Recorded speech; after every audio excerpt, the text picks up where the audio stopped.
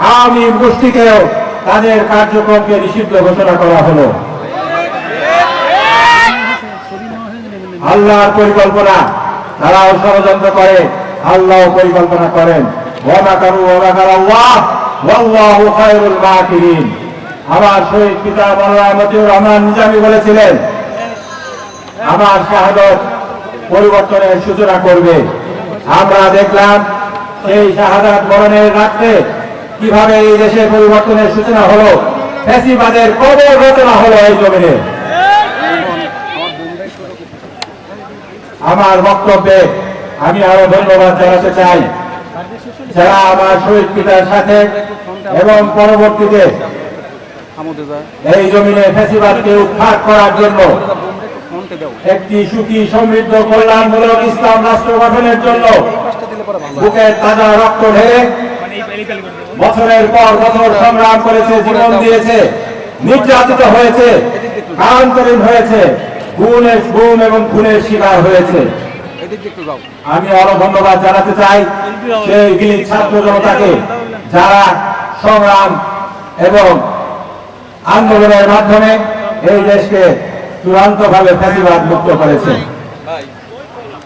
সম্মানিত প্রান্তীয় সাথীরা বেলাবাসী, আজকে আমরা এই মুক্ত পরিবেশে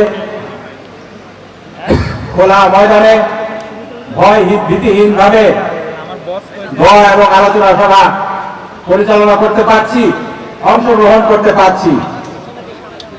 কয়েকটি মাস পূর্বেও আমরা চিন্তাও করিনি যেভাবে মুক্ত পরিবেশে সাথিয়া বেড়ার কৃতি সন্তান শহীদ মাওলানা মতিউর রহমান নিজামী শাহাদাত বার্ষিকীতে এভাবে দোয়া এবং আলোচনা মাহফিল আমরা করব। আল্লাহ তাআলা আমাদেরকে কি সুযোগ করে দিয়েছেন, ফ্যাসিবাদ কবল থেকে আমাদেরকে মুক্ত করেছেন। আমরা যদি এই নিয়ামতের শুকরিয়া আদায় করি, আমরা যদি এই নিয়ামতের শুকরিয়া আদায় করে এদেশকে একটি সুখী সমৃদ্ধ কল্যাণমূলক ইসলামী রাষ্ট্র হিসেবে গড়ে তুলি, তাহলেই এই শহীদদের আত্মত্যাগ, এই শাহাদাতের প্রকৃত মর্যাদা আমরা দিতে পারবো ইনশাআল্লাহ। আর যদি আমরা পরস্পর হানাহানি, ভেদাভেদ, বিবাদ বিসংবাদ করে আবার ফ্যাসিবাদকে ডেকে আনি, ফ্যাসিবাদ তৈরি হওয়ার মতো একটি পরিস্থিতির সৃষ্টি করি, তাহলে আমাদেরকে আল্লাহ ক্ষমা করবেন না। কাল কিয়ামতে আমাদেরকে এই শহীদেরা আসামির কাজ করা দাঁড় করাবেন। আমরা যে জন্য জীবন দিয়েছিলাম, যে কারণে আমরা বুকের তাজা রক্ত ঢেলে দিয়েছিলাম, সেই রক্তের মূল্য তোমরা কিভাবে চুকিয়েছিলে।